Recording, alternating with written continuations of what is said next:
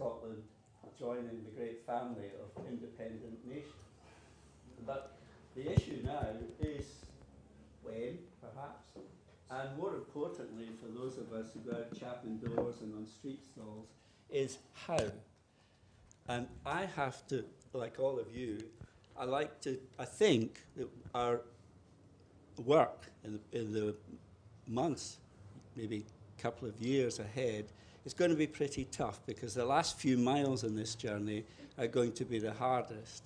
And I feel our campaign from now on has to be much more nuanced, much more targeted in the past than in the past. And that's where Progress Scotland comes in, because we need guidance, we need help in this journey.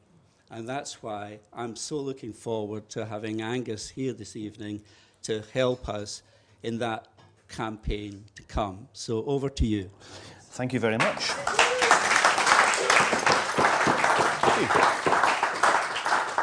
Well, thank you very much for having me here at the Edinburgh SNP Club. And there's some good news and there's some bad news. The bad news is that the presentation isn't working. The good news is the presentation isn't working.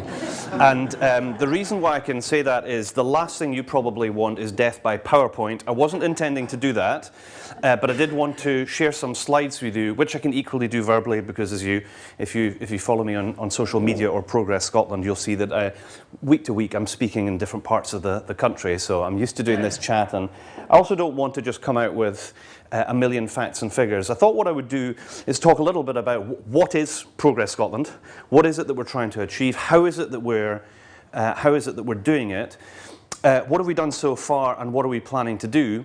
And what's really important to me is to listen to people like you, who will have all kinds of observations and perhaps suggestions about things that we are doing too much of, too little of, areas that we should be looking at that we're not looking at yet. And then leaving plenty of time at the end for people to ask questions. Is that okay? That was what I was intending to do, and I hope that meets with your approval. Have to say, it's a little bit weird being back here. There's a number of well-kent faces in the room who have been active in the Edinburgh SNP Club and what was then Edinburgh Central Constituency Association, which met in this room when I first joined as a 15-year-old. Why do I remember I was 15? Because that was the age that I was proposed to become Constituency Association Treasurer, and had to decline because I was too young to write a cheque. But I have had a long association with the Edinburgh SNP Club. For some of you may remember that there was a cafe here at one time called the Round Room Cafe that was next door, and through there was a kitchen. Is it still a kitchen? Very good, good. Some things never change. So I'm pleased to be back somewhere that I've known for a long time, and it's great to see a really big crowd, because if I think back to the mid-1980s, it wasn't normal for SNP meetings to be packed, and it's a really good sign of where we're at, and to be talking about how do we fulfill the last few steps on our journey to transform our country to the better, and that's the reason why we're all here. So, Progress Scotland, what is it? Well, what we're trying to do is better understand those people who, unlike us, are not persuaded about independence, but are persuadable. You follow me? So we all know, because we meet them all the time, people who might give you a little nudge and a wink that they may have voted no last time, but they're definitely thinking about things differently now. Does that ring a bell? Or people might have been very hostile and they're now less hostile. You may have met people who will quite openly say, I voted no, I'm now definitely yes. And all of those three examples are the different stages at which people come to change their minds. Now, I think since 2014, and the result obviously was a disappointment in that we didn't win, but we came very close, and I am certain that given what we can learn from what we did right in 2014 and what we might have to do differently, not because it was wrong in 2014, but there may be things that we can do more of or less of, and perhaps in a more nuanced way. That might be one of the observations that can help us get not just beyond 50%, but get way beyond 50%. Because I don't know about you, but I think the lesson from the Brexit vote is that winning anything, 52-48 or 51-49, when things are so finely balanced, will always leave those that have not won feeling let down and finding it difficult to accept. So I think it's going to be important for us to win well, and that's what Progress Scotland is aimed at being a part of, the wider Yes movement, working in parallel with all the different, whether it's the political parties or the different parts of the Yes family, to help provide some insight, evidence, understanding of what are those people out there who fall into that category thinking about things. Now, why am I doing that? Well, obviously, I am no longer having to commute down to London every week. That's the good bit about not having to go to London every week. I quite liked asking difficult questions of Theresa May and David Cameron before her. And I really enjoyed being in the company of my SNP colleagues, but also all kinds of other people down at Westminster. But the election last time brought success in that we won a majority of seats, and in normal circumstances we in the SNP would be absolutely delighted to win a majority of seats at Westminster from Scotland, but a number of us were not returned. And I didn't want to turn my back on helping us in our journey, getting towards independence and delivering, and I had to think, well, what is it that I can bring, a bit of value added in that. And you may or may not be aware that in the late 90s and the early noughties, that I did the polling for the SNP at the first time that we actually started doing, I want to say proper polling, I'm not sure it was even proper polling at that stage, to understand what are the barriers to the SNP becoming more successful.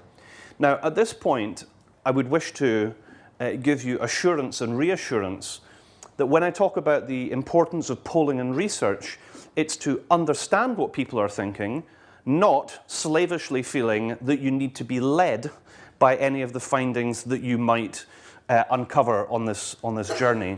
There are examples, not all entirely good examples, of political parties, again the 1990s, New Labour would be a good example, good bad example of this, who took on the professionalisation of politics and triangulated their approach to things. So they were neither this nor that, they were kind of in the middle on everything, and it did help them deliver success at the start, but obviously that didn't last as long as they would have wanted. But they were very heavily criticised for slavishly following what focus groups and opinion polls might have shown them. So that's the health warning with doing this kind of research. But the other side to it is as follows. Any of you who are in business or work in anything that is commercial will understand that if you're trying to sell a product or an idea, you have to test it. It is remarkable to me that in Scottish politics, that there has been as little proper testing and research and understanding of the marketplace and what people think, what are people's needs, interests, concerns and expectations. Do we understand that? Have we spoken to them?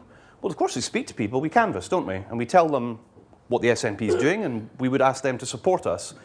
We have gone through various iterations of trying to get people to share their ideas about what might become our policy platform. There's a couple of chairs over on the left-hand side. Hello Etienne, how are you doing? A couple of seats over there. But in terms of research and polling, the SNP has, even through the period of our greatest recent success, only really been doing polling at election time and in the run-up to elections. So when I was a campaign director for 2007 and 2011, which were the two campaigns where we properly funded an understanding of where was the electorate with things, and then surprise, surprise, together with all the other things that we were doing, right, we won, and we won well, and this played a part in that. So it seemed to me, well, if we've already established that this is a valuable thing to do, we know that it helps, we understand on a professional basis that you take everything with a pinch of salt, but you road test it. If it makes sense, then it should be part of your considerations. Then surely, if we're approaching another independence referendum, that we should do exactly the same thing. We should try and understand those people who we have not yet persuaded. So that in a nutshell is what we're trying to do. And how are we trying to do it? Well, Jerry Hassan seems to think, I don't know if you listen to him on Radio Scotland, what we're doing is unique. Nobody else is doing this. There are other people doing really good polling, and John Curtis and the Scottish Social Attitude Survey and all of that. There's quite a lot of interesting stuff out there, but nobody is specialising on trying to understand those people who are undecided or open-minded. And that is what we're trying to work on. So when we do polls, and we've done one large 2,000 sample size poll, We're not interested in understanding how many people might vote yes or no today. That's not what we're trying to understand. Because other people do that, and sometimes it's better and sometimes it's less good. In general, it's heading in the right direction. Obviously, we would like it to be faster. What we're trying to do, though, is concentrate on people who are in between. And you'll remember that in 2007, when we were, and afterwards, we started asking a question on a 10-point scale in relation to independence. And I suggested that that would be the best way to do it. Why? Because if somebody says to you, oh, well, I'm a 0, I'm definitely not voting for independent, you can be pretty sure they've made up their mind. They're going to be difficult to reach. And if somebody, I imagine most people in this room, if not everybody, when asked on a 10-point scale, 10 is you're in favour of independent, chances are most of us would be 10s. Okay, so we're not interested in your views, sorry. For the research purposes, I stress. For the research purposes, I stress. And we're also equally not interested, we're not disinterested, but that's just not where our focus is. We're not focused on people who are totally convinced on either of the binary ends of the yes-no question, Scottish independence. So if somebody says, easiest way to explain it, oh, I'm a 5, they're choosing 5 for a very good reason, which is half the way between 0 and 10. So they're saying, I'm not quite sure. I might be persuadable. Who knows? And that's a pretty good sign. I would say, well, I'll tell you, we are interested in people between 3 and 7, is the people we're really interested in. Now, that doesn't mean that people don't move from further, but in general, I think if people are between 3 and 7, they're the people we're really interested in. In our first poll, we established that 21% of respondents in a 2,000 sample size poll, which is twice an average poll size, 21% were people who had either already changed their mind in comparison with how they voted in 2014, or they were now not sure and they would be open-minded to thinking about voting in a different way. Now, there is a health warning with this, because obviously that can go in both directions. And I think we would be wrong to assume that because the level of support for independence has not moved tectonically, and there has been movement, by and large, it's masked by the fact that some people have moved in a yes direction and some people have moved in a no direction. And one of the things that we need to understand is, are those people who have moved to answering no, having been yes, are they people that we can win back come the next referendum? That's one of the groups I'm particularly interested in. So, just to explain the methodology a little bit more without getting too wonky and technical about things, with every 2,000 sample size poll we do, we expect to find a cohort of about 350 people who are undecided or open-minded. So when we do the next poll of 2,000 people and have an additional 350 people who are open-minded or undecided, 350 and 350 is 700. By the time you get to your third poll, you get to 1,000. Kerching, that is a sample size for a normal poll. You with me? So within a year, with a bit of luck, we are going to have a pool of people who represent that 21% of the population out there that we have found to be open-minded or undecided. So that's one part of the work that we're trying to do. The second bit of the work that we're trying to do is we're starting to do focus group research. And what a focus group is, you will get a small group of people. We would normally try and choose people who are like-minded.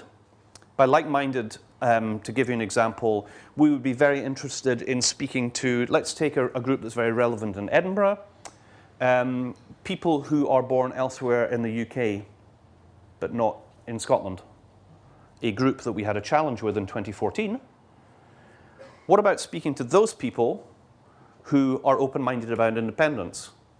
What is it that we need to better understand about what we need to do to give them the assurance and reassurance? Now, we know some of that, I think, instinctively, because we've spoken to friends or neighbours or family members who might fall into that group. I could say equally older voters. One might have previously said EU voters. I would say now probably less so about why have they moved, because I think it's pretty obvious why they've moved. And I think we could be pretty certain that we'd be looking at an 80% plus level of support from EU citizens now living in Scotland if there were another independence vote.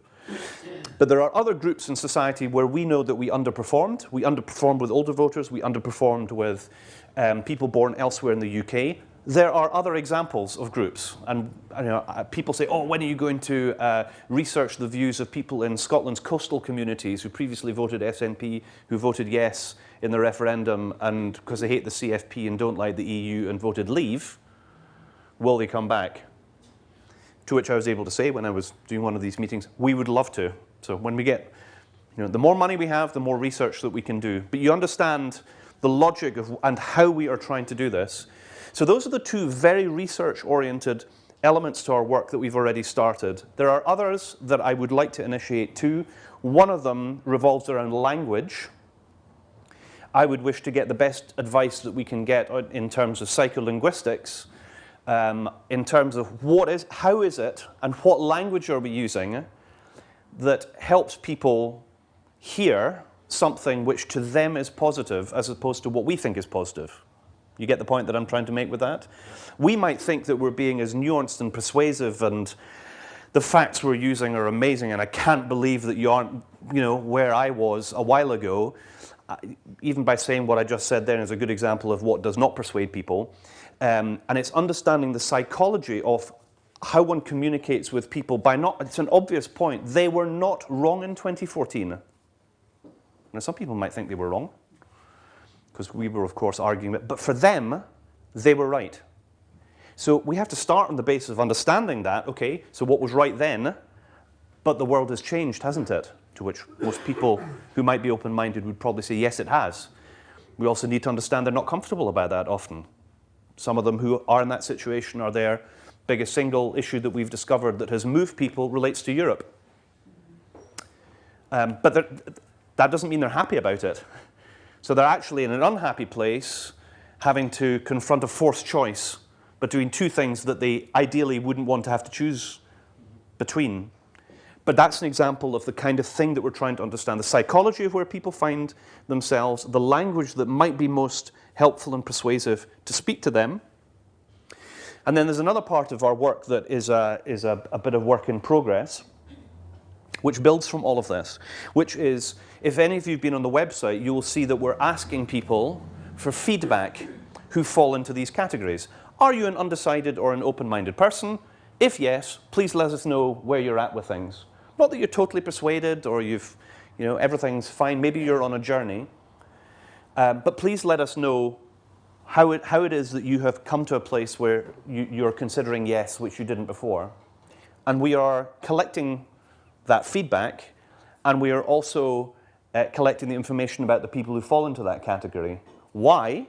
Well, it's pretty obvious, and again, if you get the opportunity, have a look at the website. There are a series of films in which people from different backgrounds and for different reasons explain why they're thinking about independence in a different way. We literally have hundreds of people now who have self-identified as being undecided or open-minded. Some of them are now yes. Some of them are not yet yes. Some of them are still in the Labour Party. Some of them are still in the Liberal Democrats. Some of them are Tories. Now, do we think that those people are likely to put their hands up and happily get in touch with the SNP about them being on this journey? Or get in touch with a local yes hub to say, I'm not yet decided, but please, I'm wanting to share all my thoughts. That is not the experience that we've had. So, Progress Scotland is in a bit of a unique position to be able to say, we're trying to understand people like you. If this is you, please get in touch. And then what we're going to be doing is bringing people together who have a similar background to help them on that journey. Also, I think that when we get closer to the referendum, I think we have two significant groups that we need to talk to. We need to talk to those who were already persuaded, and we're pretty good at that because we know where a lot of these people are. We've spoken to them already. We've canvassed those places. So we've got that going on. And then we also have this group that we're trying to persuade, and those are the people who are persuadable or are open-minded. And the jury's out. I don't have the research to answer this one way or another. We need to follow the evidence. My suspicion is that there is a very specific case for people who were not persuaded last time, but are open to it this time. And that is what I am trying to get to the bottom of. We need to be able to speak to both those who are already persuaded, those who are not yet persuaded, and arguably there's a third group, which is those who were and now say they wouldn't be voting yes. And I think if we manage to crack that conundrum of understanding who those people are, where are they, what are their needs, their interests, their concerns, their expectations, then share the information that we learned from this research, and all of the data that we are producing, we are sharing. Now, some people have said to me, are you not sharing that with the enemy? To which I say, I'm confident that our arguments are going to be so persuasive that they're not going to be able to find an antidote to what we're finding.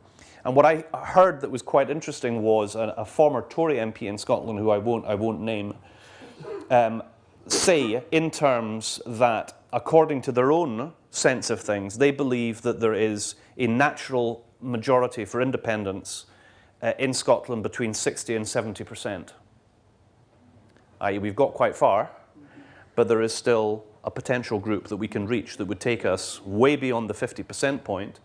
And what I think is quite interesting from the initial round of polling, and I don't want to stand here and just reel off the answer to this question and that question, that next question, but I do want to share one with you, which I think is really, really interesting and important, which relates to what is known in the jargon terms as the wisdom of the crowd. I don't know how many of you have heard that as an expression, that a crowd of people anticipate that something is going to happen, or anticipate that something's good, or anticipate something that's bad. And generally, whether they agree with it or not, that makes that more likely to happen.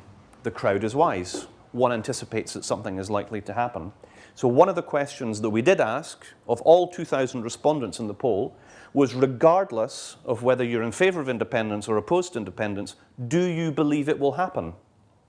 I don't know if any of you have a sense of how many people you think. Now, off the top of my head, I think the number is 63. 62 or 63% of people. So people who voted, voted, yes, no, and in between. What do you think is likely to happen? Really quite interesting, I think. Because if people believe that something is going to happen, I think chances are it is going to happen. Why? Because people are mentally preparing for it. It's not such a preposterous notion. If you were canvassing in the middle of the 1980s in favour of Scottish independence, it was a pretty hard sell because people just didn't believe it was likely to happen or credible. Now people think it's very credible. We've asked a series of associated questions about should there be a referendum? Again, it's between 60 and 65%.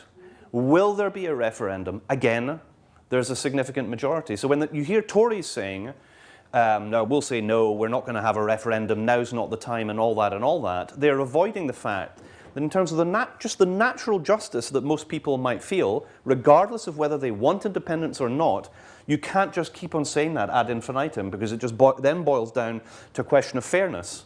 Should you have a say? Well, of course, if you want to have a say, you should be able to have a say. But we're now hearing Tories saying, no, you can't have a say. And I think that's a problem for them. Because we know the reason why these leadership contenders are all saying it, because it's all about their internal selectorate. So they all have to prove that they're really hard on these nasty pro-independence types in Scotland, come up for a day trip and say that in Stockbridge, as Rory Stewart was today, and then get back in the train and go somewhere else. They're not going to be able to hold that forever. In terms of some of the other stuff that I would point to that's quite interesting from our initial round of polling relates to the economy. Now, I think that the economy is absolutely key for us to trying to help reach people who might be persuadable. And here's where the nuance point, I think, comes in, for me at least. I think one of the groups that we had a big problem in the sense that we didn't persuade as many of them as we would have wanted to persuade, were people who, and if people have a better way of describing this than I do, please make a suggestion, because I'm not convinced that I have the right terminology for it yet. But those people out there, maybe some of us here, who feel we have something. And by having something, I mean you might have a mortgage. You might have a car. You might have a small pension. You might have something you worked really hard to save for.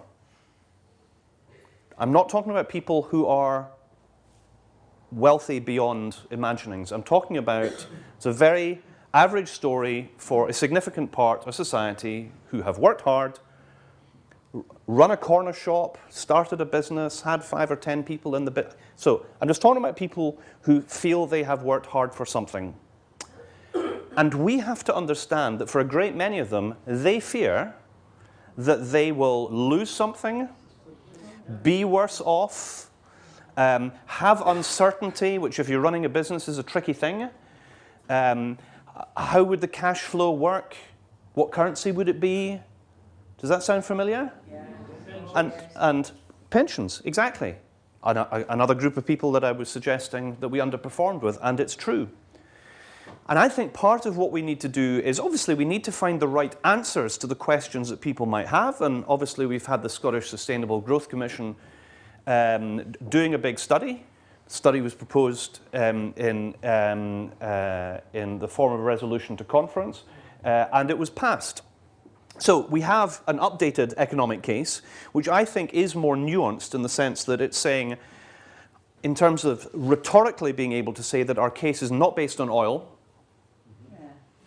and it is not based on a massive and sustained deficit. Now, that seems pretty sensible to me, because for years and years and years, I, like you, have probably been going around saying Scotland has amazing wealth and tremendous potential. And we got that, but some other people might suggest, well, your whole argument is predicated on oil, which it wasn't, but that's the impression they had. Similarly, people might have thought, well, you know, Scotland runs a deficit.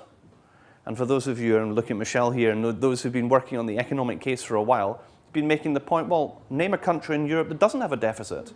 To which I think the only answer is Norway, I think, is the only country in Europe that doesn't. England has a deficit. We have a deficit. We spend more than we bring in. That is true. And it is true of every other part of Europe. But what follows from that is then, well, how are you going to try and make sure that we're not going to build our independent country on unsound finances, which will make things difficult for me because of my wee savings pot or my wee business or my pension or whatever it is. And I think part of what we are going to have to do, being nuanced, is really think ourselves into people who have those fears. We can't just think, oh, I have this magic silver bullet of a rhetorical answer that will make you feel all happy and fuzzy and you'll now vote yes. That's not going to work.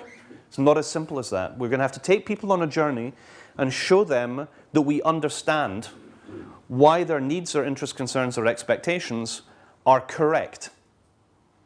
And we are thinking very long and hard about what it is that we are going to do to make Scotland the fairer place that we want it to be, but also the wealthier place that we all want it to be, that everybody is able to share in that prosperity.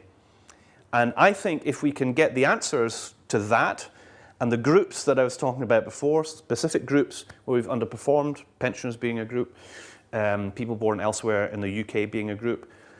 I mentioned another group, perhaps controversially, young voters. Conventional wisdom will say to you, well, look at the stats. They show that young people are really, really, you know, we've got a big majority there. But what percentage of young people vote? It's much less than older voters.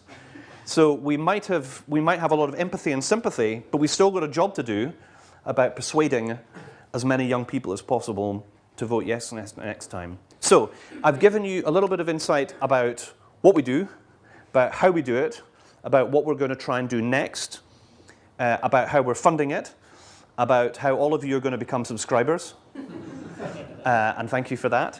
And I want to stop talking and sit down and give you the chance to share any observations that you might have, suggestions that you might have. I'm really in the business of trying to be steered in the right way of understanding, because of your experiences, knocking on doors, speaking to friends, neighbours, family members, and then we can feed that into the research that we're doing, and then with a bit of luck, as we get closer to the referendum that we hold, all the information that we are using is part of the mix of the wider yes case that helps get the ball well over the line. Thank you very much. Thank you.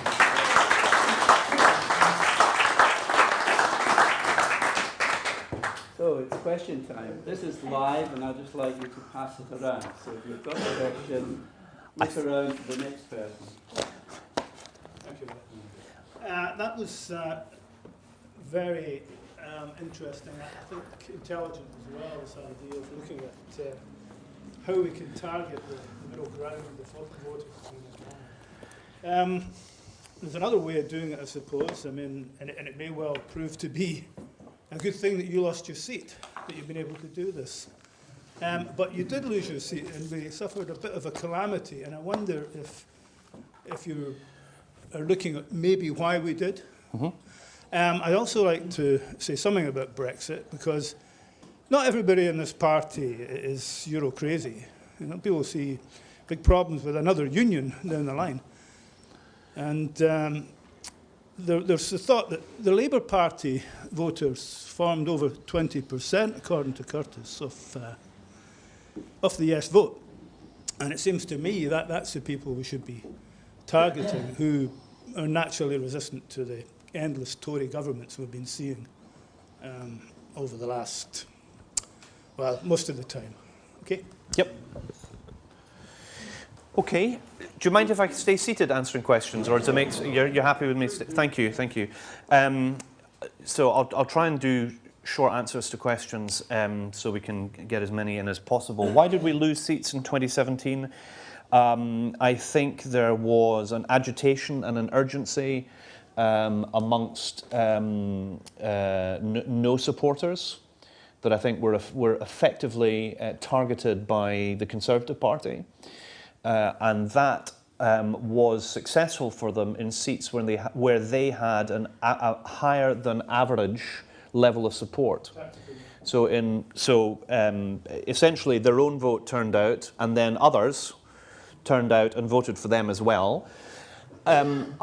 Even he says hesitatingly, acknowledging that there were pro-independence voters who were prepared to lend their vote because at that time there was a sense that there's too much on.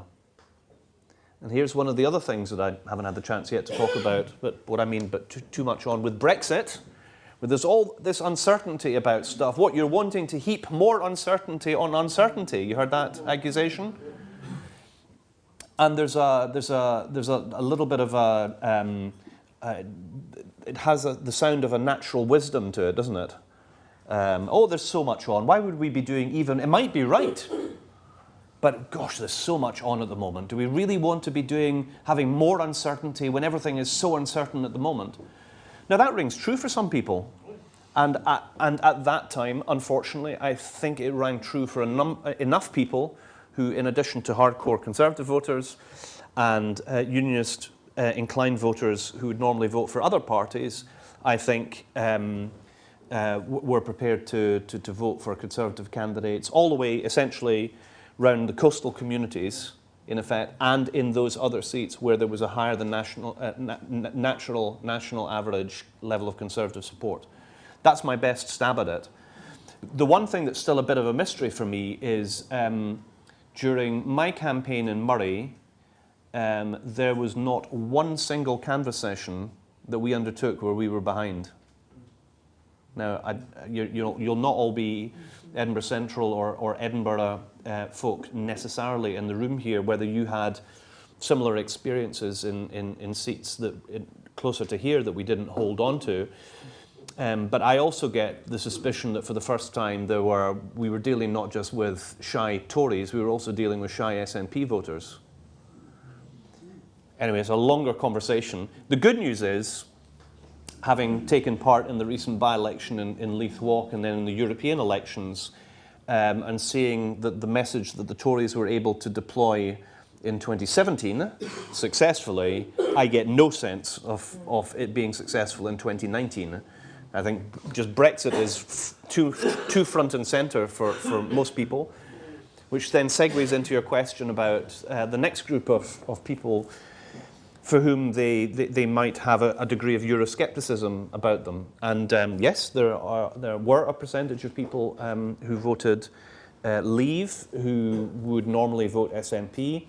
I think there are a number of them who would not vote Leave again, given what we have learned in the meantime. But I think for those people, and this is part of the thing that we need to research, so what I'm saying to you is what I feel, not what I know. But what I do feel that for a lot of people who voted yes, that there is a different hierarchy of priorities when it comes to Scotland's future and independence and leaving the European Union.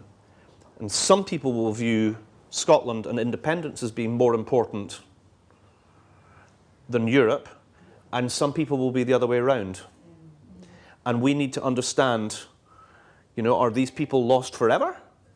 Or can we persuade them back by saying, well, obviously this is on our terms and a sovereign Scotland, and yes, we will be in the European Union, but we will be in a position to change that if we want to, if that is advantageous or disadvantageous to Scotland.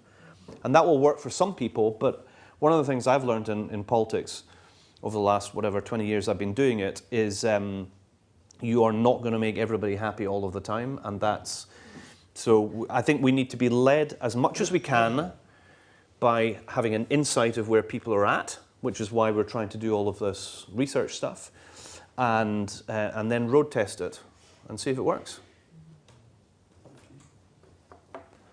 Start with David, and then I'll go to Doug, and then over there, okay? Hello, just a quick question, Alistair. David McKim, Edinburgh Central. A few weeks back, John Bercow invoked a 1603 law to get something through Parliament. Now, there's a line in the Treaty of Active Union which states that two nations entered into this treaty and neither needs permission from the other one to dissolve it. Yep. No one can answer me why that's not been invoked. Maybe you could shed some light. So one of the curiosities about Westminster is that for a lot of English politicians, they just view the UK Parliament as a continuation of the English Parliament, as of before, whereas we all know that that's not of itself the case. In terms of the specifics of the Act of Union, the fact that you could theoretically take something to court, and that is not my area of expertise, I'm not a lawyer. I think there was a time when these sort of arguments were very relevant to more people than they might be now. If you think back to the 1950s when the SNP really wasn't doing very well, there were a lot of the symbols of how Scotland is treated were super important. So think about the Stone of Destiny being returned. That was super important. We didn't have anybody in Parliament who was arguing that point. We had a national covenant that was collecting, north of 1 million signatures, saying that we needed to have a Scottish Parliament and so on. So there was a different kind of political actionism at that time, which I think really mattered to people who were already inclined to support Scotland's case. I'm not sure if you are a non-political person in Scotland that talking about the Treaty of Union, I'm not saying it's not important. All I'm saying is, do I think that an average voter in an average Scottish street, in an average Scottish town, that is going to be the thing that makes the penny drop for them? It might do.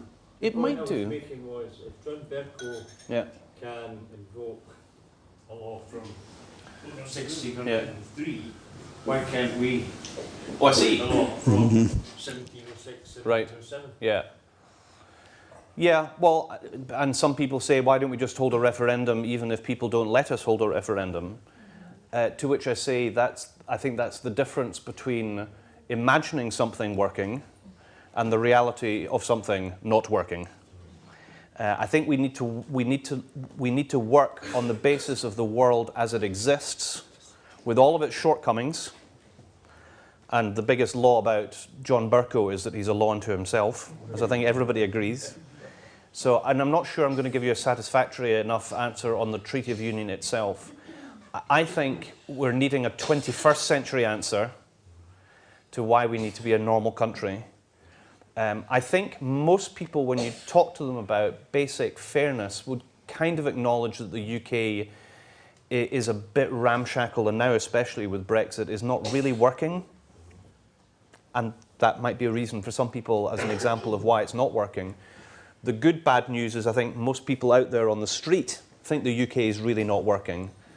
So the case that we're going to be making in 2019, 2020, 2021 in relation to Scottish independence is not Scottish independence versus the status quo, is it? It's going to be between this, Brexit mess, Britain, which I think a lot of people are feeling are very, very uncomfortable about. And I'm not talking about us, the persuaded.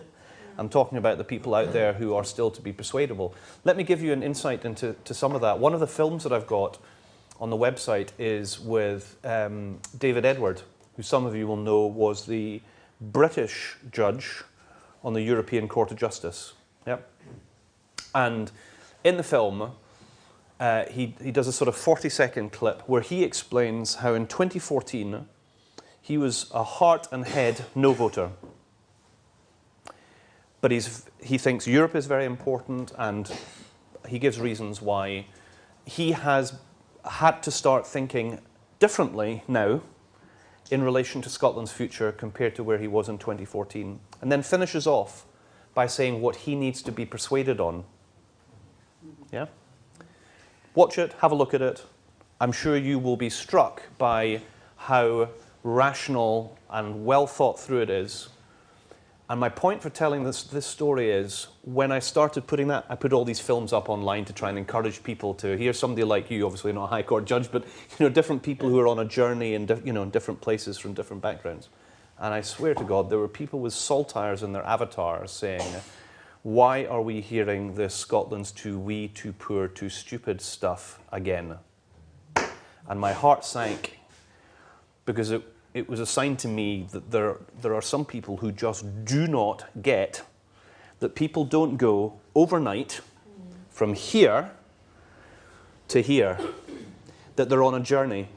And in effect, he was trying to do three things. He was saying, I'm not where I was. I am prepared to be persuaded about all of this if I can be satisfied about these things. Please satisfy me. I'm inviting you to persuade me.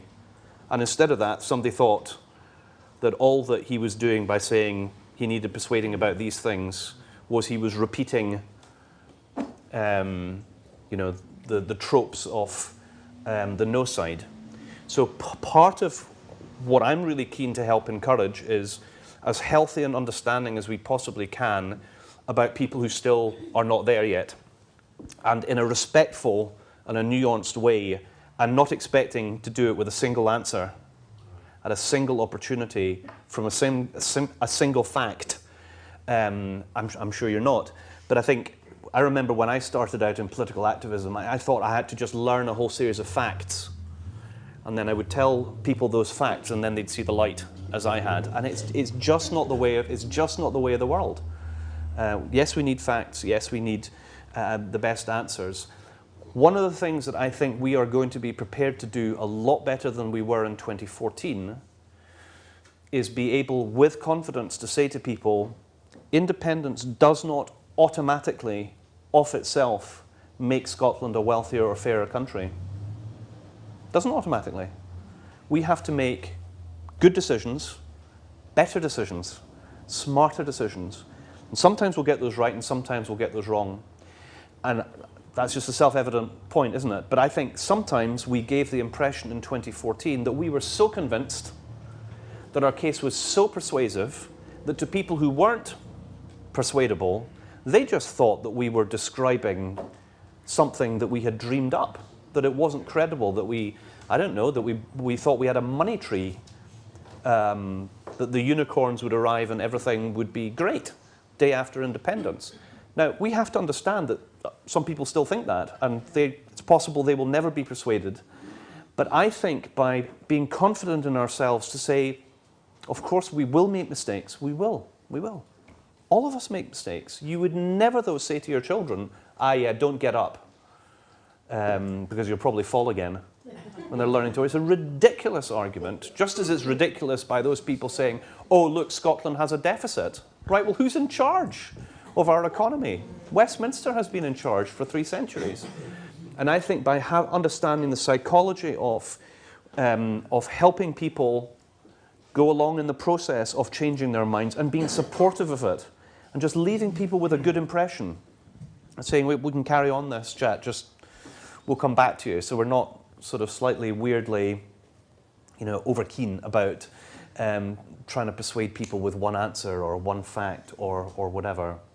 I think that's going to help us reach the next group of people for us to win well. Yes? Okay. Douglas Campbell, Edinburgh Central, SNP. Thanks for the talk. Very stimulating. My brain's swirling around just now. One wee comment on the last general election. I felt we were very much wrong-footed by the media, and you may wish to comment on the role of the media, in that most of it was presented as a debate about Holyrood, and it wasn't you arguing with Mundell. Yep. It was Nicola, it was Ruth, it was Kezia, and we were not necessarily in the best position at that time, given education, etc., etc. And I think that let us down a bit. It became focused on Holyrood, not on the UK and its role in Scotland and so on. I used to always think, and I'm not necessarily convinced I'm wrong now, that Labour would be the key, but Labour voters that would deliver independence for us. But if I had £1 in my pocket for every Labour person that says, oh, nationalism, I can't stand nationalism, Yep. There's a wee issue there for us. I read Tim Shipman's book, All Out War, about the E. It's a very interesting read, incidentally, but it showed that the Leavers were so well organised years before we came near to the referendum. And it leads me on to the main point of my question. I'm sorry I'm rambling, but you really got my brain going. First one. Is what you're doing and what you will be doing feeding into those who will be making decisions about campaigning? Because from Shipman's book, it's quite clear they were ready to hit the ground running as soon as the referendum was called. Okay. So my first observation is I'm delighted we're being live streamed and watched by everybody, all and sundry, outside this meeting. So forgive me if I don't go into exactly who I am talking to at every stage of the process, but I want to give you the maximum assurance that absolutely everybody that needs to understand about where the research is fully apprised of that. And I'm not just talking about the SNP. Spoken to people in the Independence Convention, spoke 2 weeks ago, colleagues from Business for Scotland. I spoke a couple of days ago to a leading Green MSP to say I'm happy to speak with the Green Party about what we're learning in this process. And that's a really good example of an area where obviously Business for Scotland is very focused on wanting to help develop a business case. And the SNP is a pro-environmental party, as are the Greens. And they will be as focused as we are on trying to make sure that we have the strongest arguments that speak to people for whom that is an important thing. There's a really good example of something that even in the few short years since the last referendum, my hunch is that there is a significant difference in the views of young people now compared to where there was in 2013 and 14. I'm not talking about yes, no. I'm talking about amongst young people, the issue of climate and the environment, I think, is exponentially more important than it might have been before. And that's not just Greta Thunberg and all of that, but schools are striking, young people care about this, they're no daft. So that's an area where I also think we need to do some work. But at the heart of your, your second question, am I being as coordinated as I can be with as many people who I need to be coordinated with? Absolutely. On the Westminster and Holyrood question about the last election, I think there are some lessons from that. People, I think the SNP has just been very straight about how it deals with things, sometimes too straight. Sorry, for those watching outside, I'm not advocating that we should be taking an approach that isn't, but we deal with the ball as it lies before us. And I think the other parties in that election were running around talking about a whole load of things that had absolutely nothing to do with that election. And the media was happy to run it, and there's a much longer conversation, but as a former journalist, understanding how journalism works and that some papers are for you, some are against you, and in Scotland we know that a lot of papers aren't tremendously fond of the SNP or the independence cause. But there's also natural arc of storytelling in the media as well. And unfortunately, 2017 was a pretty good place for the Tories to be in, with a relatively new leader being compared to previous Tory leaders, young and energetic. I think people now realise that she flip-flops and looks two ways at the same time, and represents a seat in this city with 30% of the vote. 70% of people don't want her as their MSP. So, yes, there are lessons to learn, and we should always learn them as we go along. But let's not be too hard on ourselves. You don't win everything in politics, and we know that, and you've got to take it on the chin, even if it personally means that it's not a particularly pleasant experience to go through. We have won, I've lost count now, every single election, I think I'm right in saying, since 2007. Yeah? We've been number one. In percentage of the vote terms. Is that right? Okay. All right, so since 2010. What, 9 years ago? Well, I'll take that. That's pretty good going. So, yes, we should learn the lessons that we can, but we're doing pretty well. Take the European elections, I think that was an absolute blinder. I think we did really, really well. And to win 3 seats out of 6, the D'Hondt system, I mean, we really need to pinch ourselves. That is not an easy thing to do. I'm not advocating you should understand the D'Hondt system. That's it's a cruel and unusual punishment. So a mixture of let's enjoy the successes that we've made, but also learn the lessons of things that we need to reflect on for next time round. Can we move to the next question? Thanks for that, Angus. One observation, one question. Canvassing for the European election, I'm interested in your view about the EU voters, because I found them to be very confused, actually, and something that should have been an obvious choice for them in the European election. And I think there were 2 reasons for their confusion. One is that they didn't know whether to vote in their own country of origin or in Scotland. I myself got 2, actually. I could have voted twice. And they were very badly informed about that, rushed election. But they're also very worried about what's going to happen to them, and for that they're looking to the UK and not to Scotland. So I don't think they're by any means, from my very unrepresentative sample, that we've got them on side yet. Yep. If they vote in this country, that is.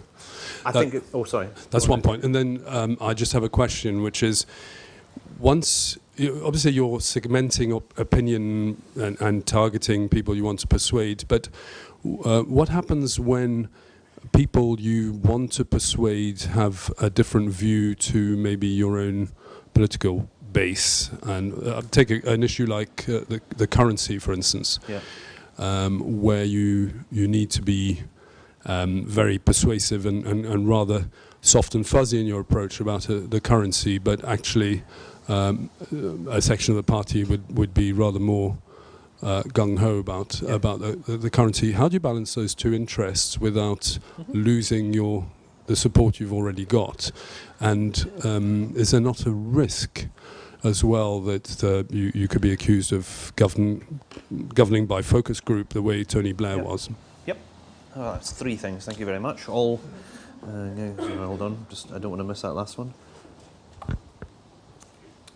Okay, so EU citizen confusion. I think that's another really good example of not learning lessons, and I think because it sounds so rational and sensible that, oh well, all these European citizens who in 2014 were worried about their status, and would Scotland be outside the EU, then would that not then be a problem for them, and so they didn't vote, or they didn't vote yes.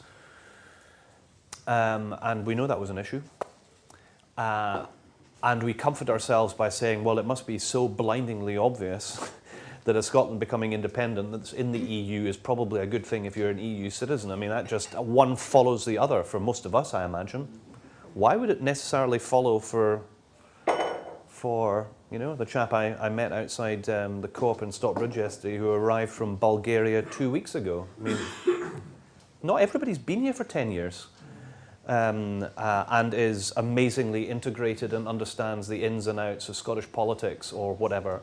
Sorry, I don't mean to interrupt. No? Interrupt. I do, I'm interrupting. one French voter who's been here for 20 years, who I know was still confused. Yeah. Which we need to understand. So here's a suggestion I've got. Again, I don't want to be giving all my secrets away on, but it's not that much of a secret. I think one of the things that we should be ambitious about is identifying people like yourself who are a bit from here and a bit from there, and you know, maybe are Polish or maybe are French or maybe are whatever. And when we are canvassing, we actually make a specific and targeted effort with people who are EU citizens, particularly in a part of the world like this, where you have such a higher than national average number of people who fall into that category. And this is an example of what I'm trying to say writ large, which is, if we understand the needs, interests, concerns and expectations of EU citizens, and understanding that there is a degree of confusion and that there are certain other issues, there are some people who think to themselves, I'm not sure if I should vote, even although I can, because I'm not really sure I've been here long enough or might live here long enough to be able to tell you how your country should be governed. So, and there's a lot of that. And then there's just the general level of confusion that exists amongst us all about how things work, and, you know, what do you mean I don't need to stand outside the queue at the Romanian consulate, as was the case on Sunday, literally out the street, of people exercising their vote because they weren't on the roll here, but because they have to register with their consulate, they get a letter saying please come to the consulate. We need to understand these things. Now, my solution to that is that, given that we know who EU citizens are, we actually have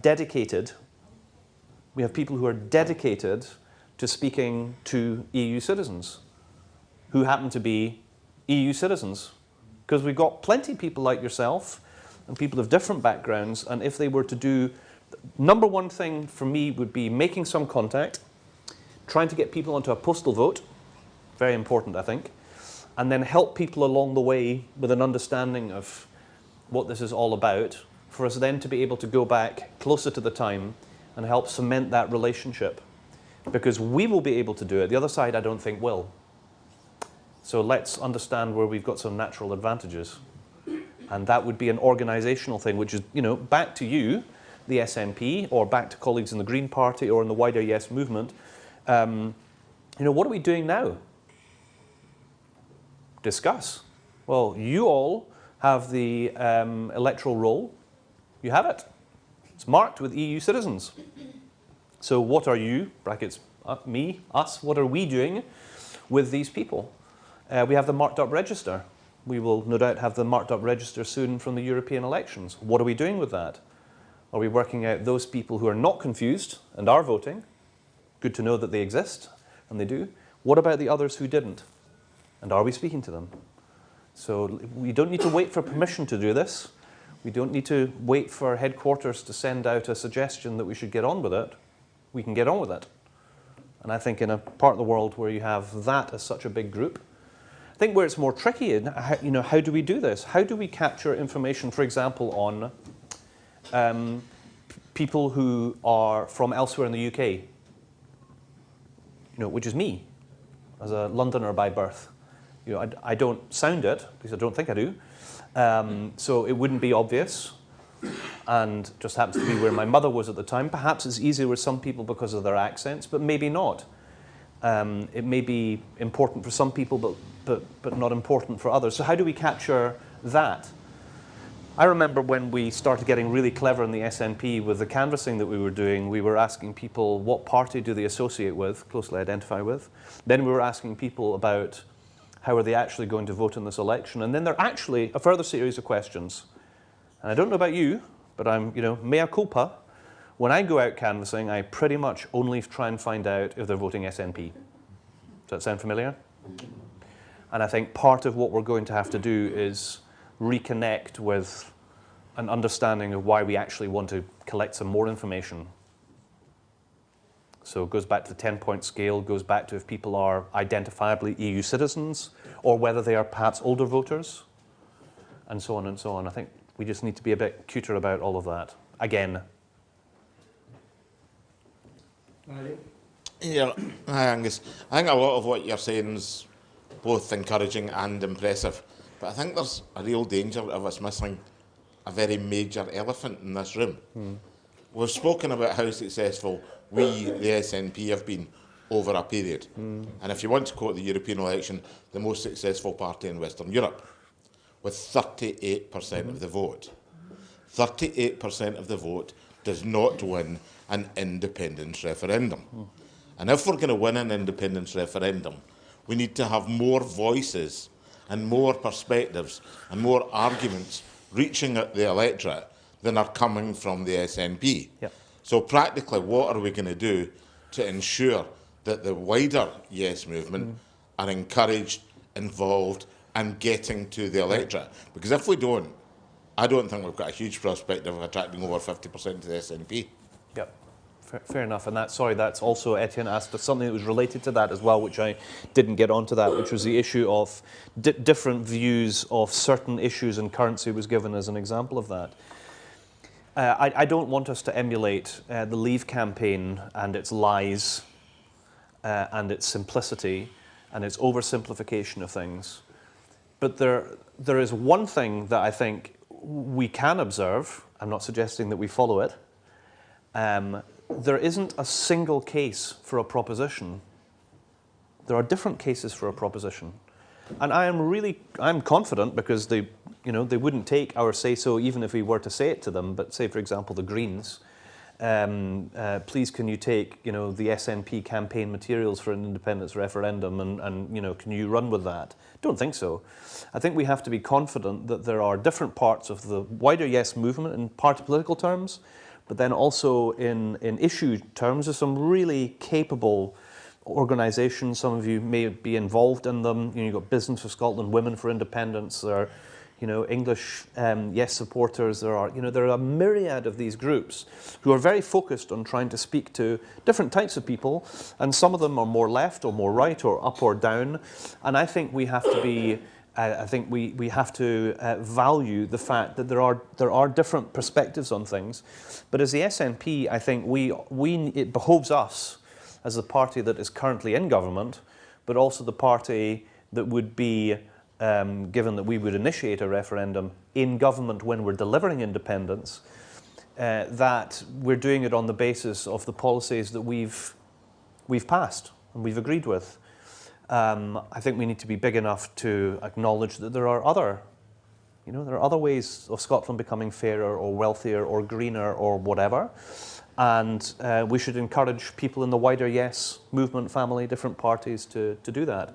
One of the things that I'm really keen to do is, and somebody mentioned Labour supporters for independence, and forgive me, I didn't answer that question, that point when it was made.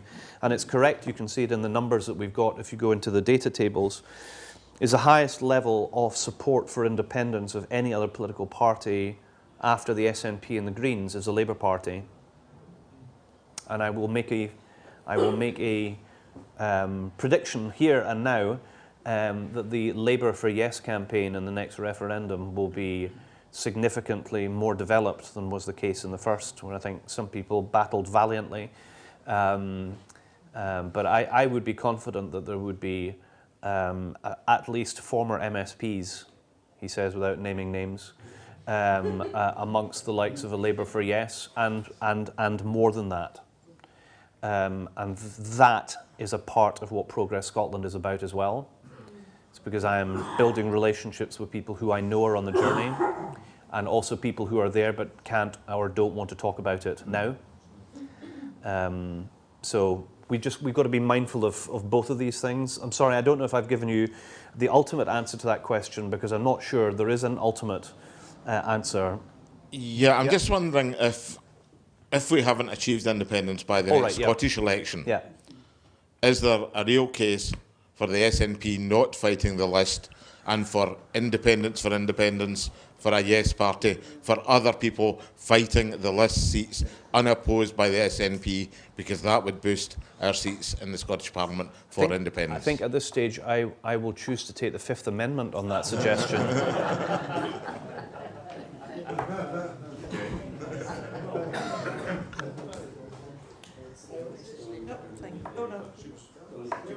Okay, Thank you. Sorry, we're fighting over it. So just two things, I think. Sorry, Nicola Cook, Edinburgh Southern.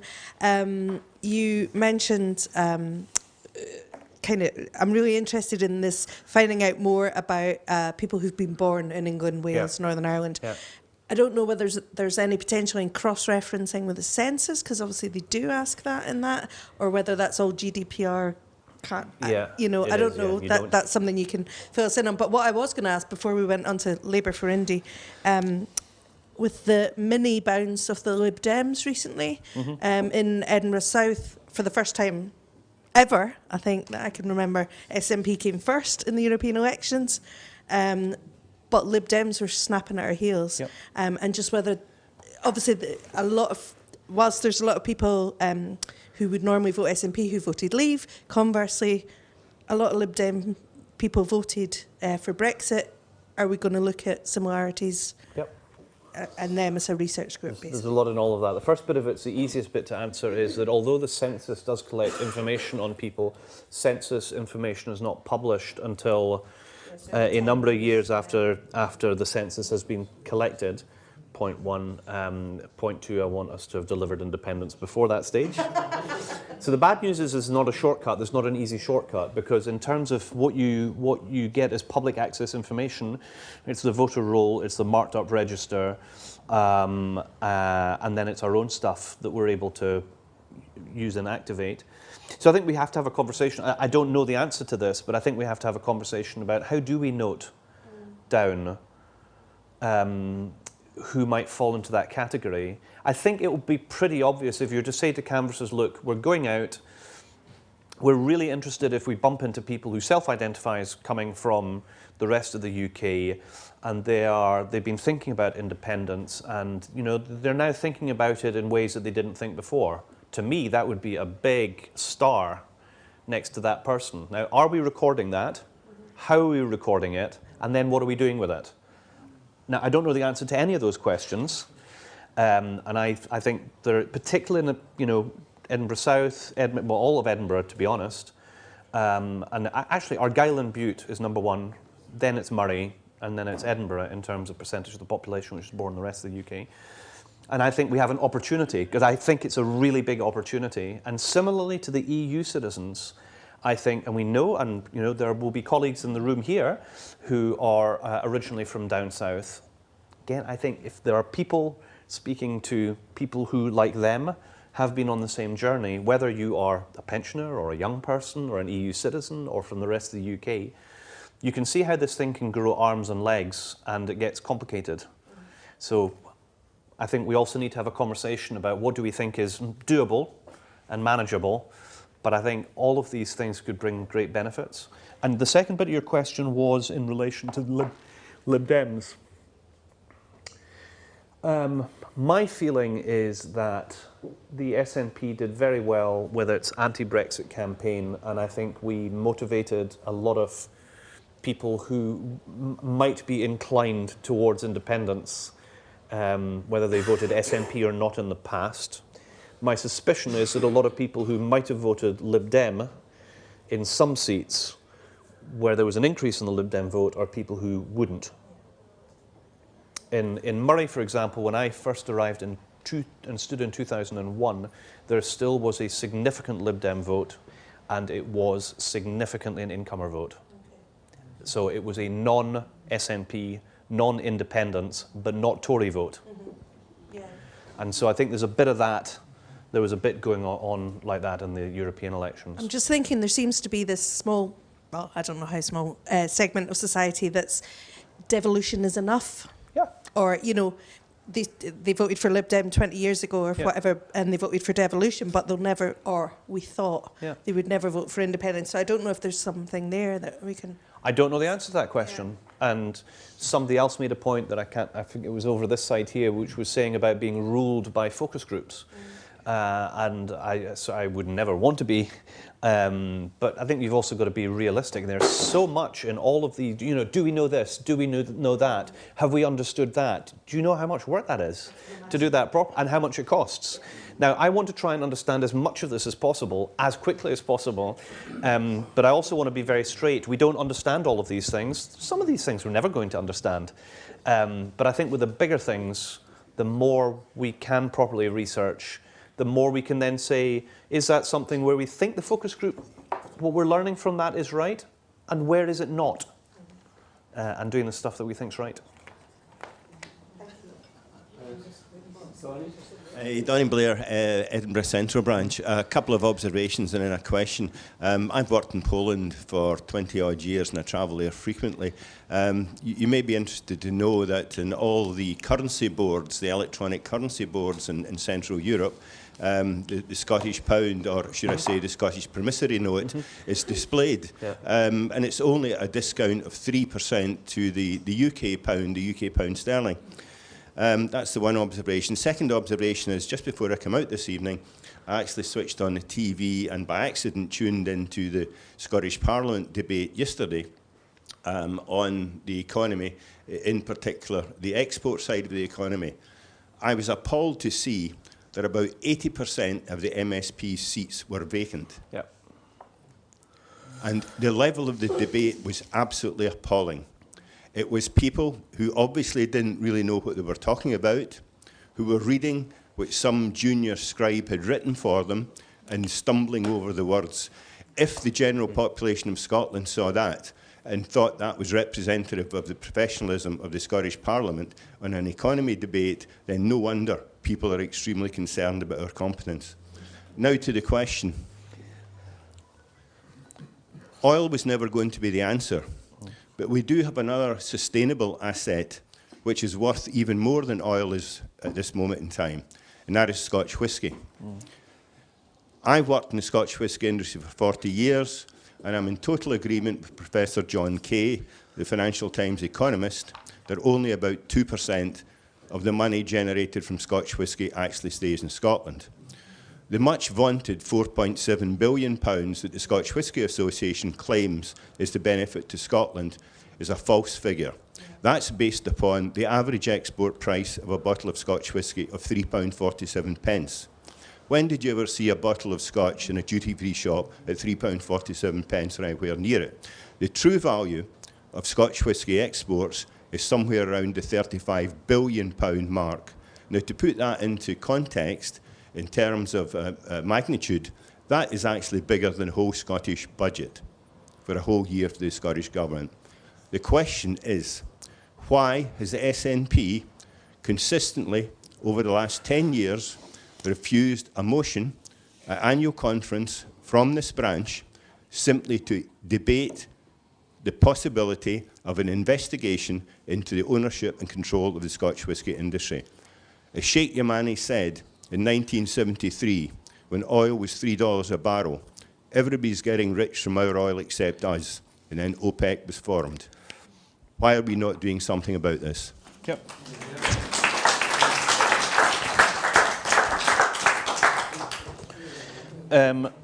So, as the former member of Parliament for more than half of the entire Scotch malt whisky industry, you were actually copied in some correspondence.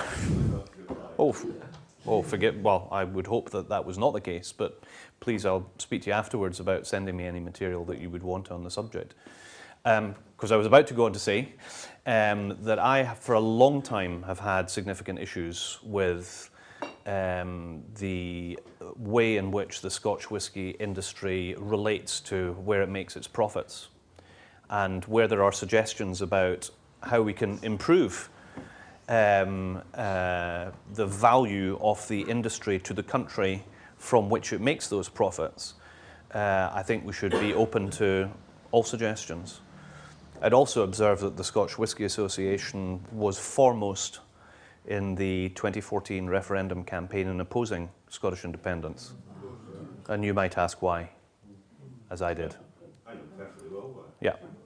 So let's carry on that conversation. I think Scottish independence would make those companies large and small. And as you know, there are basically only 2 large companies, headquartered one in London and the other in France, have a significantly better relationship with this country, I would hope, and mutual benefit. But I think we need to understand all of that a lot better.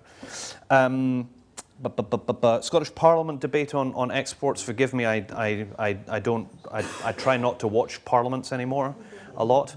I think where debates can be better, and people can, and obviously debates involve people from all parties, usually in parliaments.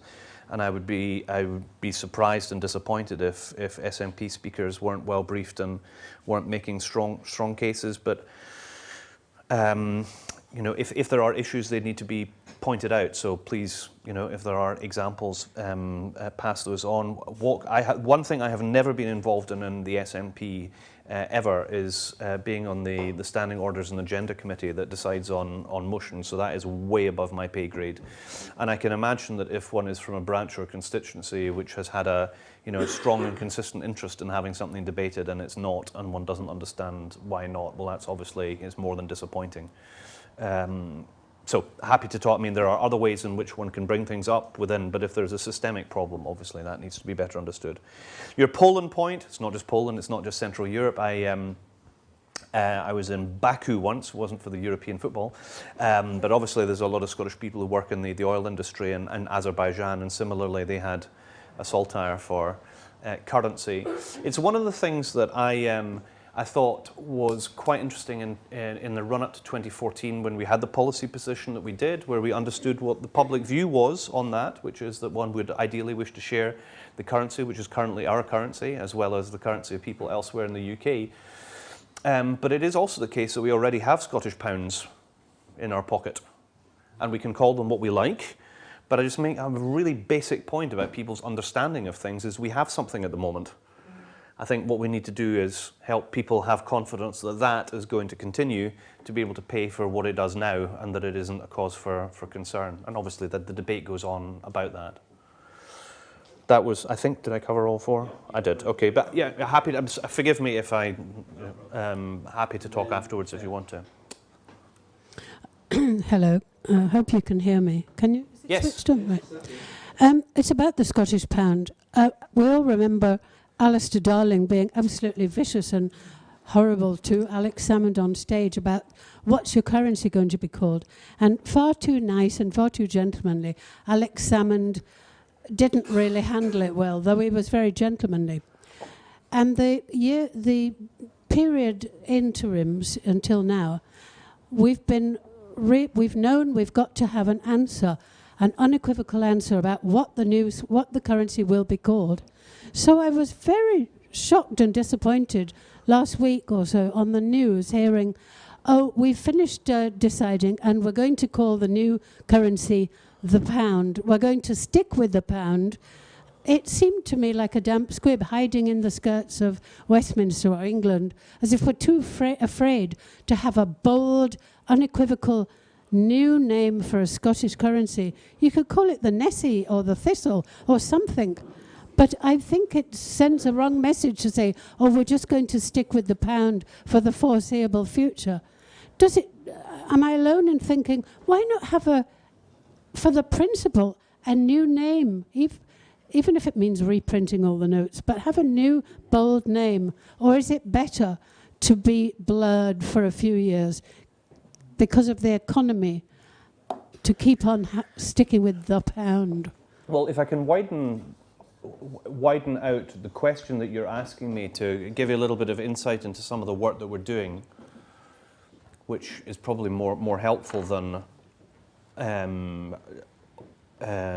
thinking about different names for the currency. I think pound Scots, the Scots pound is probably where things are at.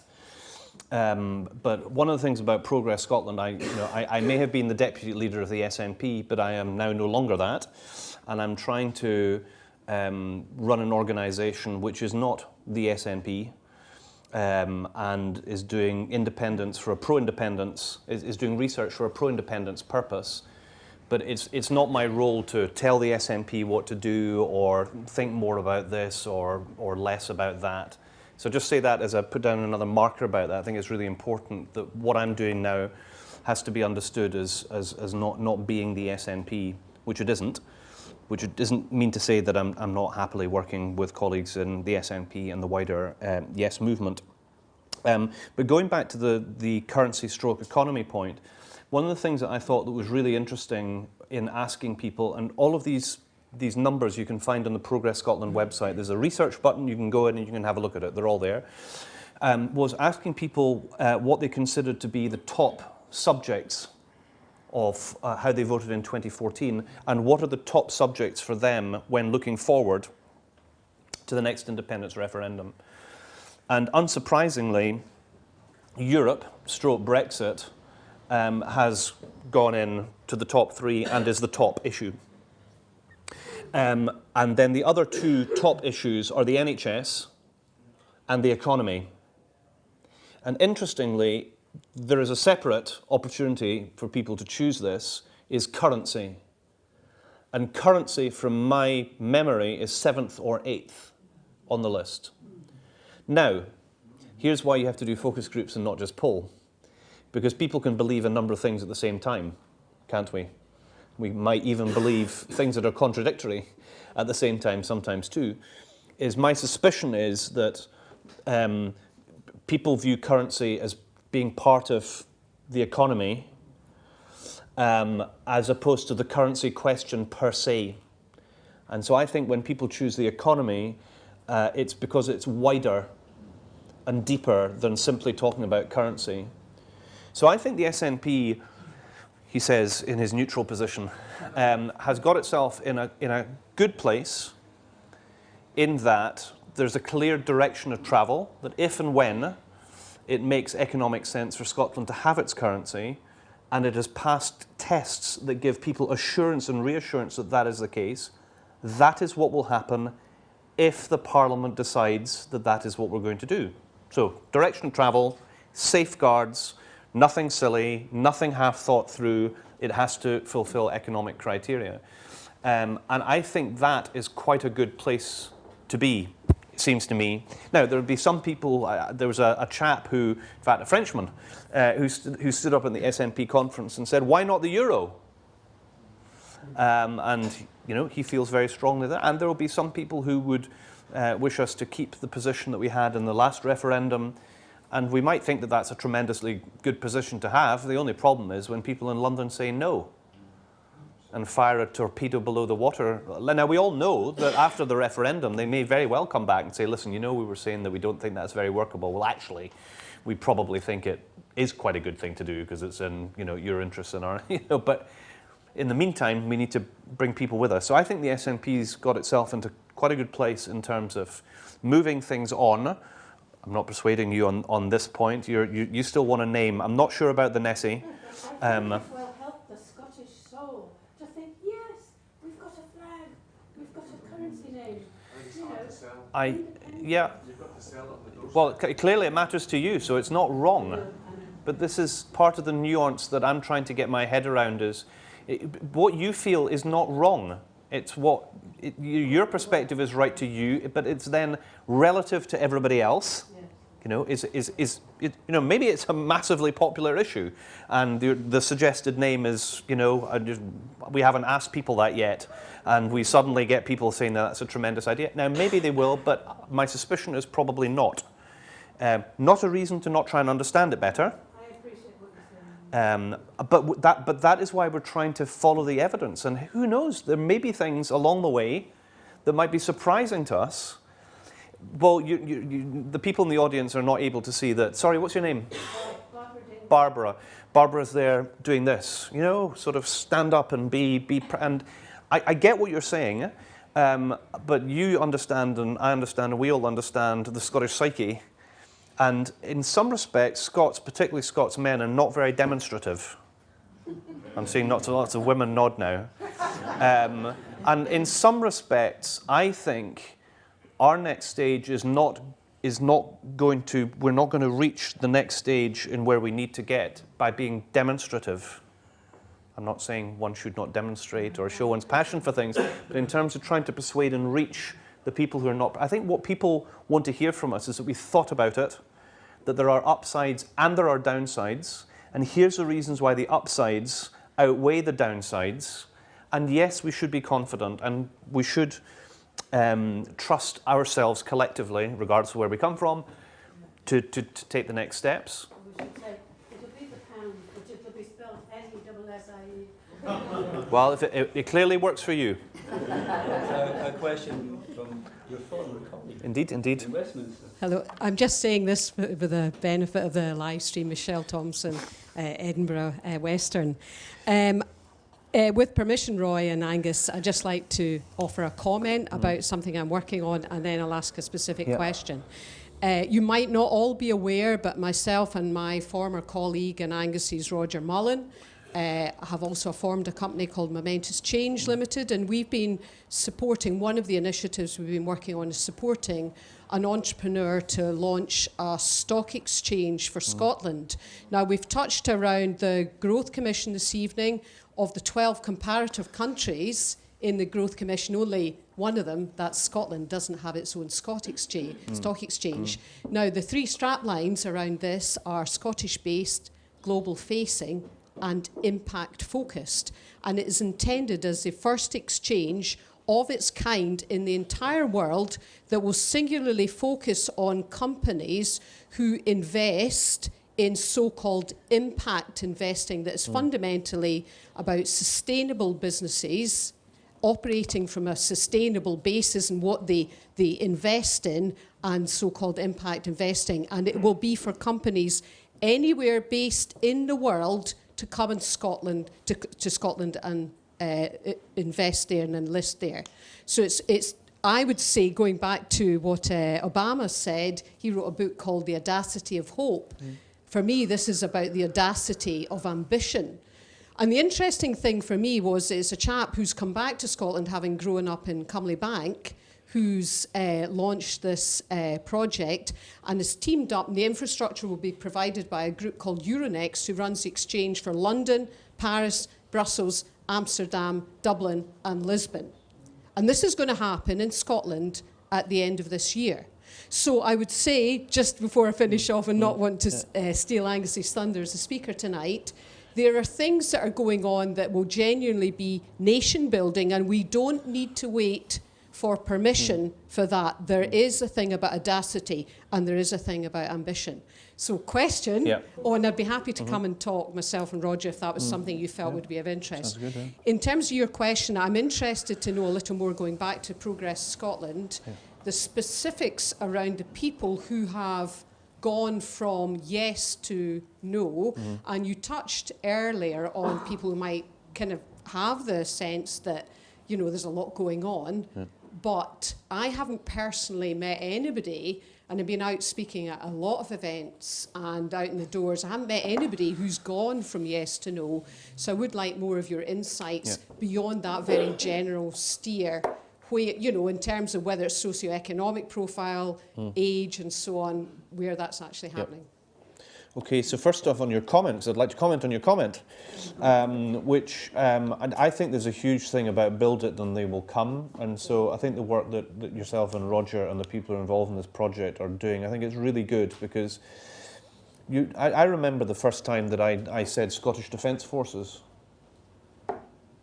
and people sniggered. Scottish Defence Forces, that sounds so ridiculous.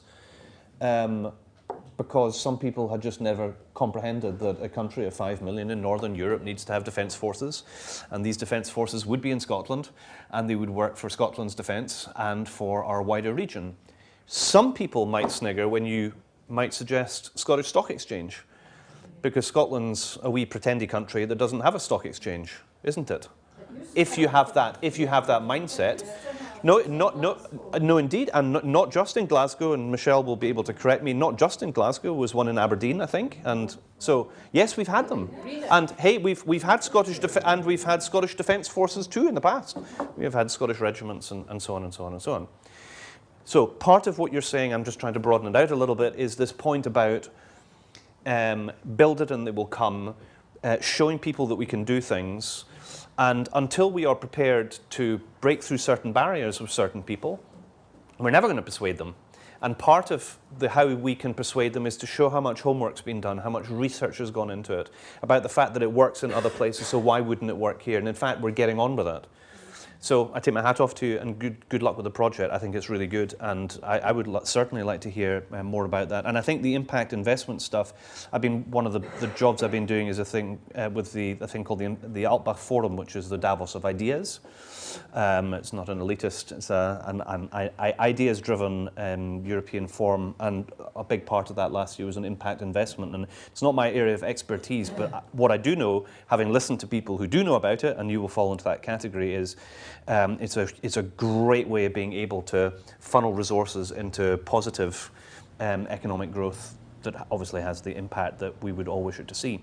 On your wider point on people on the yes to no journey, well, here's where I want to be really frank about the fact that it takes time and it takes money to do things. So, having done our first set of polling, we have learnt certain lessons about where people are with things, and what we are going to be doing with our first set of focus groups is speaking, amongst others, with people who've gone the different way to the way that we would hope them to.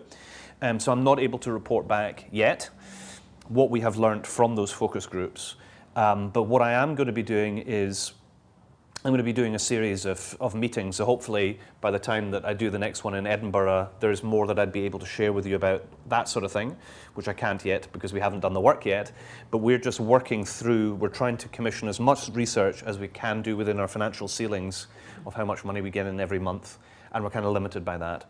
Obviously, if we had double the budget, we'd be able to do double the amount of work, which is why still growing is quite important, because even what's emerged from the conversation today, there are lots of pointers towards different people and groups and questions that we don't know the answer to. We might have certain insights, what we think about why they might. I've got although I moved back to Edinburgh relatively recently, we were living previously in Speyside, and our local butcher, a young guy in Aberlour, for me was he's my sort of yes to no personal study, and you know, very, very, very thoughtful. And what is really interesting to me, which goes to the nub of trying to understand where somebody like him is, and this is the point I was making to both of you right at the start, is understanding where the hierarchy of priorities is. They were asked a question in 2014. They gave the answer that was right from their perspective for 2014. A couple of years later, they were then asked another question, and they gave the answer that they thought was right then for that question. And we are going to be asking a question about Scotland and independence soon, hopefully. And the question then is going to be which of these decisions for them is going to weigh most heavily on the decision that they will take. And I'm obviously as keen as you would be to make sure that we can help people understand that this means that we have the power to make decisions on everything going forward. And while we might be making compromises on some things, as we all have done, we've all joined a political party.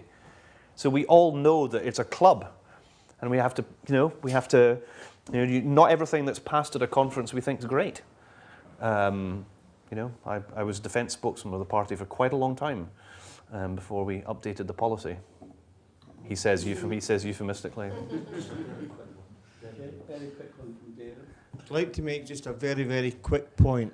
Now, I have as many, it's actually relating to what Barbara was talking about.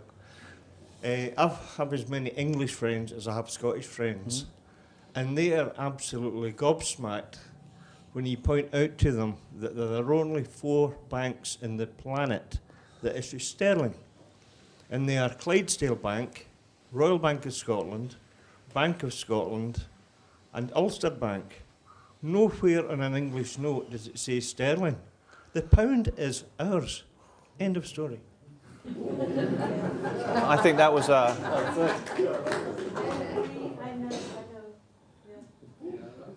both of you know.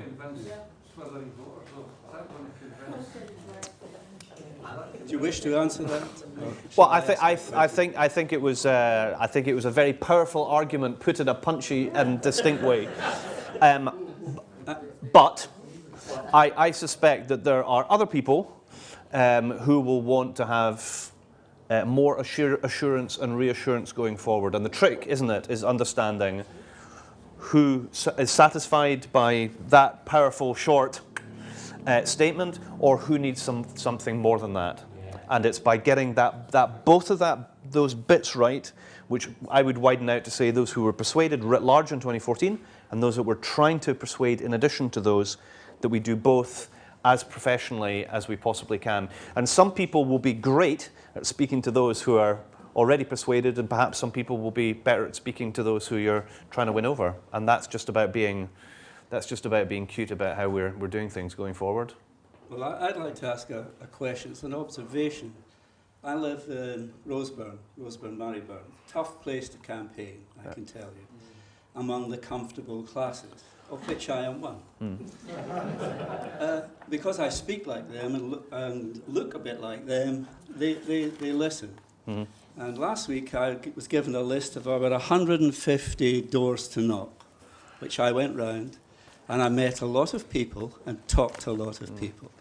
And they agreed with a point you made earlier. They said, independence seems more or less inevitable. Mm. So I said, well, what are your concerns? I'll boil it down to one word: fear. And fear of change. And, of course, as my wife will tell you, I'm a sort of, because my background, I do my homework before I hit the streets. So I've got all these policies off, and they don't mean a thing when you meet people, because they want reassurance. So how do you cope with this fear of change? Yeah. Well, in the context of Progress Scotland, this is an area where I am wanting to commission research which is of the psycholinguistic variety. We did quite a lot of really good work, I think, in the run-up to 2014 with a woman called Claire Howell. I don't know if some of you in the room will have come across her.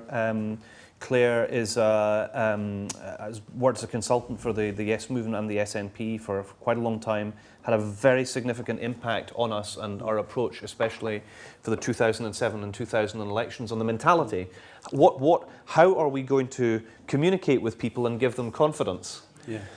And we learned a really important lesson about being positive and running as much as we could a positive campaign. And I think it's really important that we don't forget the lessons of that, because that still holds true today. Now, that should not be misunderstood. Running a positive campaign doesn't mean that you're doing some sort of happy, clappy, slightly weird, California 1960s, hippie thing. That's not what it is. It is not saying that you are not critical, or that one doesn't stand up to false assertions that are made, or to false news. However, what it is saying is that as much as one possibly can, whilst holding your own and defending the case that you can as best as you can, is that you're doing it in a positive way that gives people confidence. What is the best antidote to fear? It is positive confidence, which is grounded in realism and emotional truth. Now, here I hope I'm not sounding too happy-clappy about all, but I think if you go to somebody's door and you look and sound, I'm not saying we should all be clones knocking on everybody's door, but if we walk and talk and sound like could be a neighbour or a friend or a family member, and you realise it's not about, the golden bullet that is going to persuade people instantly. It might just be the thought that you leave. Oh, that's that nice guy from across the road. Do you know, I had no idea. He goes, yes, I've noticed some other people who are thinking that way. You help start that process, and then we keep it going. Yeah. So understanding that fear is an important motivator is important to understand, but reminding ourselves that being positive is a key attribute of what we're trying to do, because we're trying to sell a profoundly positive thing. So let's not hide that emotional light under a bushel. Again, it's more of a challenge for us menfolk about emoting and emoting about something that's positive. I mean, this is, again, without being weird about it, this is a great thing. This is an exciting thing, isn't it? Yeah. I think so, right? So let's not forget that, and let's try and help give that confidence and that upbeat positive thing without people thinking, God, that was a bit weird. You with me? So it's a fine line to understand those two things, but if we do, I think it will be. And then, you know, how we speak, I think, is almost as important as what we say sometimes, which is why I've got myself into trouble with some people recently suggesting that I think those people who spend a lot of time in front of computer screens, and I'm sure I'm not talking about any of you in this context, who spend time in front of computer screens thinking it's a good idea picking verbal fights with people that you're never going to persuade, and perhaps going further, because there are people out there, unfortunately, on all sides of all debates, who often use anonymity to kick lumps out of other people. I took the opportunity a few weeks ago of making an appeal. If there's anybody who thinks that is going to persuade people, it's not. So we have to orient ourselves outwards, and our language and the messages that we're trying to sell, and ask ourselves, am I persuading somebody? Or am I only, I'm putting something right, or I'm putting somebody in their place, or I'm saying something that needs to be. Yes, we need to proselytize. Yes, we need to stand up for ourselves. Yes, we need to show the shortcomings of others. We need to do all of those things. And there are many people who put a lot of hours into doing that, and I would never be questioning the value of that. What I am, though, is I'm appealing for us, learning what we're learning, to try and orient what we are communicating to whom in the way that is most persuasive. And I think that means, A, not talking to ourselves as much as we do sometimes perhaps, but orienting ourselves outwards as much as possible. And let me leave you with this thought. We need to persuade 1 in 20 voters in Scotland. 1 in 20 voters. And the good news is that the most important polling question from our first round in Polling Scotland was that 1 in 5 is open-minded or is undecided on independence. So we've got quite a relatively big pool to fish in. So that's great. So now we just need to do it. Could I just say there's one thing that doesn't help, especially on the economy.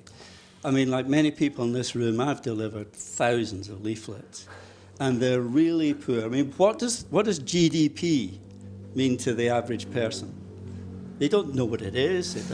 So and also the priorities. There was a little leaflet produced that was about this long, and it was lovely. It was that size, it could go in a purse or your pocket. And I think there's 200 points on it. I talked to a lot of people about the response to it. They didn't get beyond point 3, and the economy was way down the list. And yet people where I live want to ask questions about wealth creation. Yeah. So many of the leaflets are badly written, they're far too wordy, too complicated, and don't get the messages across. And I don't know who the heck writes them, but not me. Not Angus. And when I talk to my friends who are councillors, they didn't get together ever at any point in the council elections to discuss the content and style of the leaflets and who they were talking to and how they should talk to them. None of that was done. So what you're pointing out are some of the shortcomings in all political parties. He says, again, I'm not responsible for the SNP in any sense at the moment, but I would just make this observation that we should not reinvent the wheel. We have learnt some really good lessons, which is that we should meet to talk about what we're communicating. Where we have the opportunity to do it, to use proper research, to road test whether this leaflet or that message or that poster or whatever has the impact that you would hope. But here's a little twist to all of that, is that there are some people who, for their own political reasons, say the SNP hasn't delivered anything.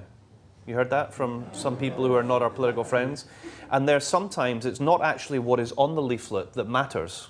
It is the fact that you can go, have a look at that really, really long list, which I think is a little bit like the stairs at the recent SNP conference, which had all the different policy things. So, yes, we need to try and get it right, but they serve different purposes. Where there is a common theme, I think, with Progress Scotland is that if we are able to properly research as much as we can, it can help inform all of these different considerations, and in the round we will be able to make decisions on the basis of whether we think that's sensible or not. But better to have the research than not. Yes, the thing I've learned is how you present yourself and the language you use is really important. And most of that is not verbal. Yes. But that's another evening. Right. How much money? Yeah. Let's speak about that afterwards. Oh, yes, Dolly. It's about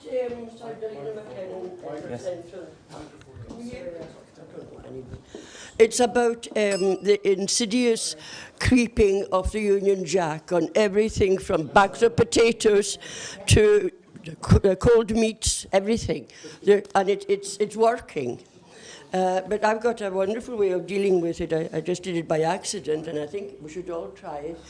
If you go to Marks and Spencer's, you go to the chickens or whatever, and you pick one up, you pick something up, you put it down, pick another one up, you put it down, shake your head and go, let this happen until you know you're being noticed. And then this individual comes and stands surreptitiously there and says, the very person I want to see. Could you help me, please? I'm looking for a Scottish chicken. Oh, madam, they're all Scottish. I said, what are they using this thing on them for? Thank you very much, I'll go to my butcher. It'll work.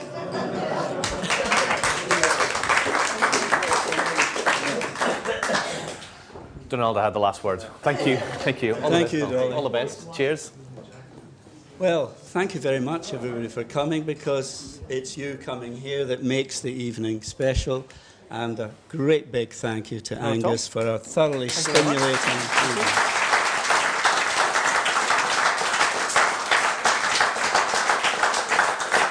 And now the bad news, there will be a wee collection out there. And some of the money will find its way to Progress Scotland. Thank you very much. Can I ask a last favour? What I try and publicise the work that we're doing and the fact that we're going around and speaking to people and that we're doing other events. So I don't know how many of you would be adverse to having a photograph taken if we can get everybody into the corner and take a picture. Those of you who don't want to be in a picture, you can nip to the bar. That will probably mean that everybody will nip off to the bar first. But if we can do a photograph in the corner of people who would like to be in a picture, yeah, we'll do it in here. Just get it over and done with. In the bar? No, you can't fit this many people in the bar. So if folks here just stand up, if you don't mind being in the picture, and the rest of us can join you, and then somebody from this side can take a photograph. Ta-da! Yes, sir. Right, are we happy? Who is good at taking pictures? Not at all? Yeah, sure thing, Etienne. Right, are we okay? Yeah.